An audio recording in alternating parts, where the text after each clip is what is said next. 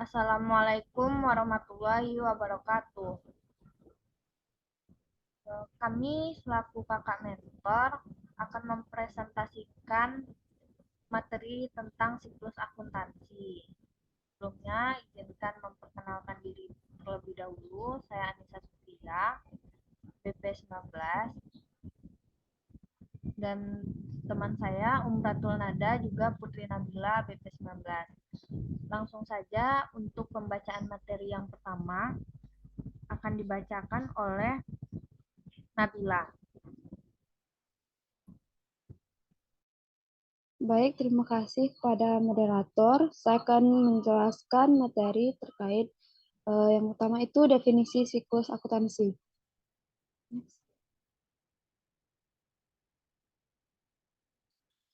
Siklus akuntansi adalah tahapan-tahapan kegiatan mulai dari terjadinya transaksi sampai dengan penyusunan laporan keuangan, sehingga siap untuk pencatatan transaksi periode berikutnya yang terjadi secara berulang-ulang dan terus-menerus.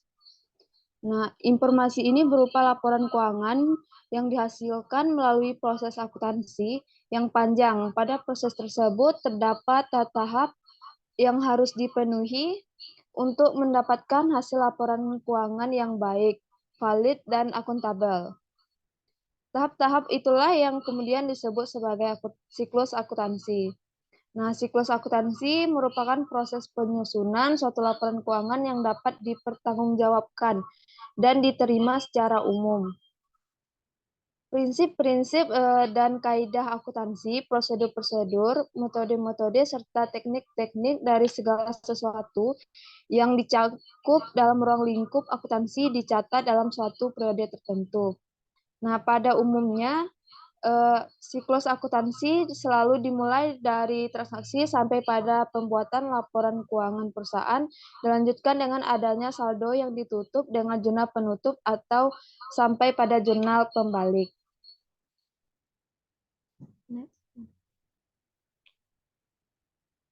Nah, siklus akuntansi adalah prosedur utama prinsip akuntansi yang digunakan untuk memproses transaksi selama satu periode. Next. Nah, ini adalah tahap-tahap dalam siklus akuntansi. Yang pertama itu ada penerimaan atau pembuatan bukti transaksi. Tahapan ini merupakan langkah awal yang harus dilakukan, yaitu dengan mencari tahu transaksi apa yang berlangsung selama satu periode. Dalam tahapan ini kita memerlukan bukti-bukti transaksi yang ada. Yang selanjutnya itu pencatatan dalam jurnal atau buku harian. Setelah mengidentifikasi transaksi apa saja yang terjadi selama satu periode, tahapan selanjutnya itu mencatat transaksi tersebut ke dalam sebuah jurnal. Jurnal merupakan aktivitas meringkas dan mencatat transaksi perusahaan berdasarkan dokumen dasar. Tempat untuk mencatat dan meringkas transaksi tersebut disebut dengan buku jurnal. Tahapan selanjutnya itu pemindah bukuan atau posting ke buku besar. Tahapan ini merupakan memindahkan bukukan atau posting. Posting adalah aktivitas memindahkan catatan di buku jurnal ke dalam buku besar sesuai dengan jenis transaksi dan nama perkiraan masing-masing. Buku besar adalah buku utama pencatatan transaksi keuangan yang mengkonsolidasikan masukan dari semua jurnal akuntansi dan merupakan penggolongan rekening sejenis. Buku besar merupakan dasar pembuatan laporan neraca dan laporan laba rugi. Selanjutnya itu pembuatan neraca saldo. Neraca saldo merupakan pengelompokan saldo akhir di dalam buku besar atau daftar yang berisi kumpulan seluruh rekening atau perkiraan buku besar. Neraca saldo ini biasanya disiapkan pada akhir periode atau dapat juga disiapkan kapan saja. Untuk menyiapkan neraca saldo, saldo tiap perkiraan harus ditentukan terlebih dahulu. Cara membuat neraca saldo ini sangatlah mudah, yaitu dengan mengutip atau menyalin saldo semua akun yang ada dalam buku besar. Yang selanjutnya itu pembuatan jurnal penyesuaian. Dibuat pada akhir periode akuntansi setelah penyusunan neraca saldo. Jurnal penyesuaian dibuat untuk menyesuaikan angka-angka yang tersebut dalam neraca saldo agar dapat menggambarkan keadaan yang sebenarnya sesuai dengan tuntutan dalam penyajian laporan keuangan. Akun-akun yang biasanya memerlukan jurnal penyesuaian seperti beban yang masih harus dibayar, pendapatan yang masih harus diterima, penurunan nilai aktiva, beban dibayar di muka, pendapatan diterima di muka, dan piutang tertagih. Setelah membuat jurnal penyesuaian, seperti setelah membuat jurnal umum, akan harus dilakukan posting kembali isi jurnal penyesuaian ke dalam buku besar. Selanjutnya itu menyusun laporan keuangan. Setelah membuat neraca saldo, tahap selanjutnya adalah menyusun laporan keuangan berdasarkan laporan neraca saldo tersebut. Laporan keuangan adalah catatan informasi keuangan suatu perusahaan pada suatu periode akuntansi yang dapat digunakan untuk menggambarkan kinerja perusahaan tersebut. Laporan keuangan bagian dari proses pelaporan keuangan. Adapun jenis-jenis dari laporan keuangan yaitu yang pertama laporan laba rugi, laporan perubahan ekuitas, laporan posisi keuangan, laporan arus kas, dan catatan atas laporan keuangan. Selanjutnya itu pembuatan jurnal penutup. Adalah jurnal yang dibuat pada akhir periode akuntansi untuk menutup akun-akun nominal sementara. Akibat penutupan ini, saldo akun-akun yang tersebut menjadi nol pada awal periode akuntansi. Akun yang ditutup adalah akun nominal dan akun pembantu modal. Tujuan dari jurnal penutup ini adalah menghindari terjadinya perhitungan ulang pada periode akuntansi berikutnya. Jadi yang ditutup meliputi akun-akun pendapatan, beban, dan perubahan modal. Selanjutnya itu pembuatan neraca saldo penutup. Tujuan dari neraca saldo ini penutup ini adalah untuk melihat apakah akun telah seimbang untuk selanjutnya memulai kegiatan akuntansi pada periode baru. Cara membuatnya adalah dengan melihat saldo di buku besar setelah dilakukannya posting dari jurnal penutup ke buku besar. Nah, yang terakhir yaitu pembuatan jurnal balik. Jurnal pembalik adalah jurnal yang dibuat sebelum awal periode akuntansi yang baru, dimulai dengan tujuan untuk memudahkan proses pencatatan akuntansi pada periode selanjutnya. Nah, itu saja penjelasan saya terkait dengan tahap-tahap siklus akuntansi.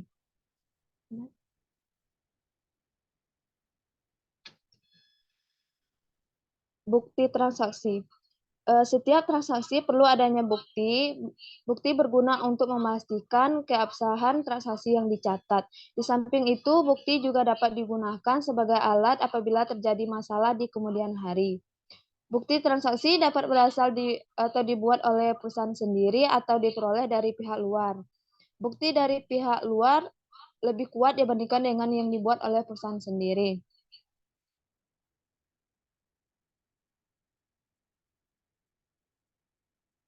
Bukti transaksi sendiri adalah dokumen pendukung yang berisi data transaksi yang dibuat setelah melakukan transaksi untuk kebutuhan pencatatan keuangan. Fungsi pokok bukti transaksi adalah sebagai perekam pertama setiap transaksi yang dilakukan perusahaan, biasanya berupa kwitansi, cek, faktur, dan lain-lain.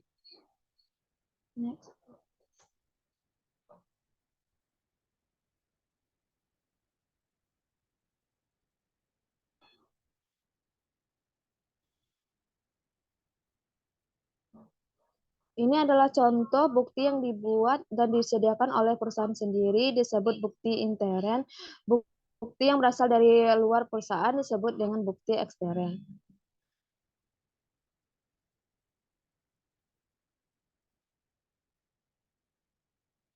Bukti pengeluaran uang. Pengeluaran uang oleh perusahaan perlu dibuktikan dengan kwitansi yang ditandatangani oleh penerima. Jika pengeluaran uang dilakukan dengan cek, maka struk yang tertinggal dalam buku cek dapat dijadikan sebagai salah satu bukti transaksi.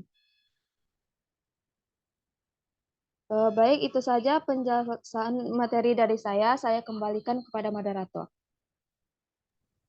Baik, terima kasih penjelasannya Putri Nabila.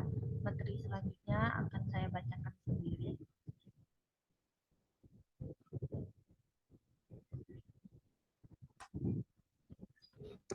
Bukti transaksi bentuknya ada yang bukti penerimaan uang. Bukti penerimaan uang ini pada waktu menerima uang, perusahaan harus membuat kwitansi sebagai bukti bahwa uang telah diterima. Berikut adalah gambar bukti penerimaan. Kwitansi yang dikeluarkan sebaiknya diberi nomor urut untuk memudahkan pengarsipan. Lanjut.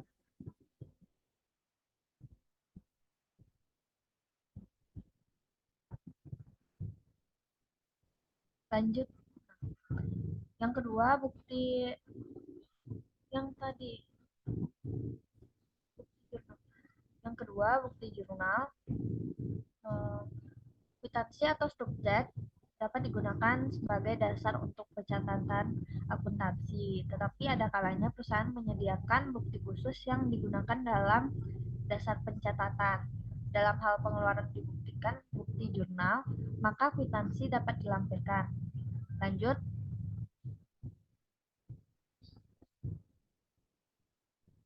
Yang ini bukti transaksi lain.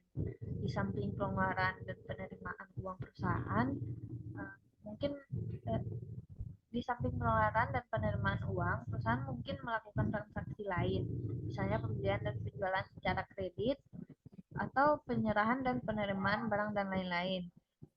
Ini gambar untuk bukti transaksi lain. Lanjut.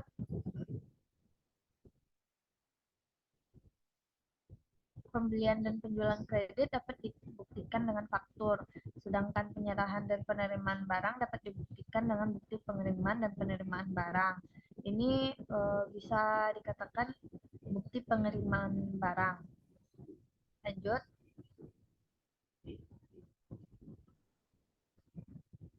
Jurnal umum.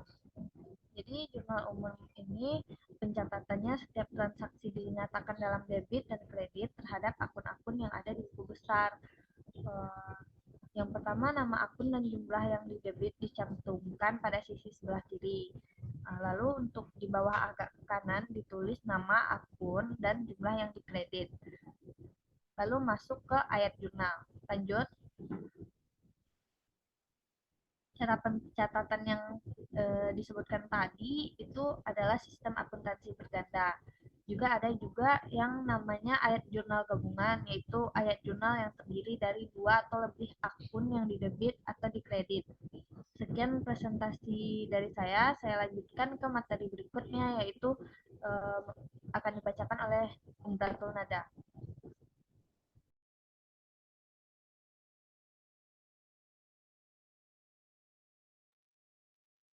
Baiklah, terima kasih kepada moderator. Di sini saya akan melanjutkan materi dari rekan saya, yaitu contoh jurnal umum.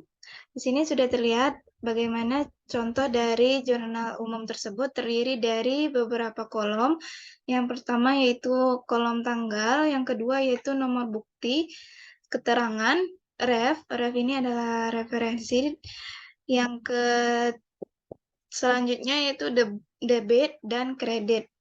Nah, di sini adalah tempat pada keterangan kita menuliskan tentang jurnal yang telah dilakukan setelah melakukan transaksi. Pencatatan jurnal umum yang baik dan benar yaitu ketika setiap halaman jurnal diberi nomor urut untuk referensi. Yang kedua, tahun dicantumkan sekali saja pada baris paling atas dari kolom tanggal di setiap halaman jurnal, kecuali jika dalam halaman yang sama tahunnya berubah. Yang ketiga, yaitu bulan dicantumkan sekali saja pada baris pertama sesuai tahun dalam kolom tanggal di setiap halaman kecuali dalam halaman yang sama bulannya berubah.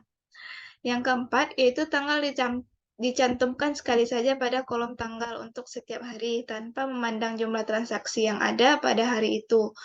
Yang kelima, nama akun yang didebit dicantumkan pada tepi paling pinggir kiri dalam kolom keterangan, nilai uangnya dicatat dalam kolom debit.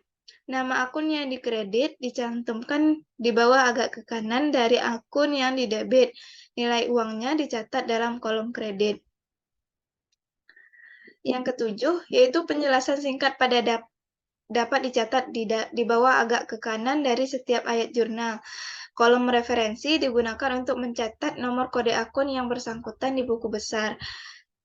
Yang kesembilan yaitu nomor bukti transaksi dicatat dalam kolom nomor bukti. Dan pemindah bukuan ke buku besar. Ini adalah siklus di mana kita memindahkan jurnal umum ke buku besar. Yang dipindahkan yaitu yang pertama itu tanggal, lalu keterangan. Setelah itu keterangan ini diikuti dengan kode jurnal umum yaitu JU. JU pada halaman 1, JU1 dituliskan pada buku besar. Selanjutnya di nominal uang yang ada yaitu sesuai dengan debit kreditnya, lalu saldo normalnya di mana contohnya pada modal itu jadi saldo akhirnya itu debit. Nah, semua yang ada di jurnal umum itu akan dipindahkan ke dalam buku besar sesuai dengan nama akun seperti kas, piutang, persediaan, dan lain sebagainya. Selanjutnya neraca saldo. Neraca saldo merupakan suatu laporan yang ada di dalam laporan keuangan.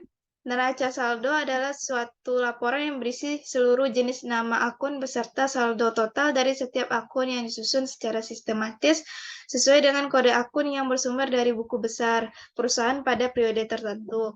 Nah, neraca saldo atau biasa disebut dengan trial balance ini merupakan lembar kerja yang disiapkan secara manual atau diotomatiskan oleh sistem akuntansi yang mencantumkan semua akun dari buku besar pada akhir periode akuntansi jika kita menggunakan software akuntansi. Nah, neraca saldo berbeda dengan neraca. Neraca saldo adalah dokumen internal yang digunakan untuk kepentingan internal perusahaan untuk menguji keseimbangan debit dan kredit. Sedangkan neraca adalah laporan keuangan format yang digunakan juga oleh pihak eksternal setelah semua ayat jurnal yang dibuat selama periode diposting ke buku besar, maka pada akhir periode perlu disusun neraca saldo. Tujuannya untuk menguji bahwa setelah semua posting dilakukan jumlah debit dan kredit itu sama. Neraca saldo juga bermanfaat dalam penyusunan laporan keuangan. Ini adalah contoh dari neraca saldo. Di sini terdapat beberapa akun. Yang pertama ini kas. Kas ini merupakan total dari semua kas yang ada di buku besar, total semua piutang dari yang ada di buku besar, dan begitu seterusnya. Baiklah, sekian penjelasan dari saya kembalikan ke moderator. Baiklah, terima kasih kepada Ratu Nada dan Putri Nabila yang telah mempresentasikan materi siklus akuntansi. Sekian presentasi dari kami. Semoga ilmu dari kakak-kakak ini bisa berguna untuk kalian. Mohon maaf apabila ada kesalahan. Assalamualaikum warahmatullahi wabarakatuh.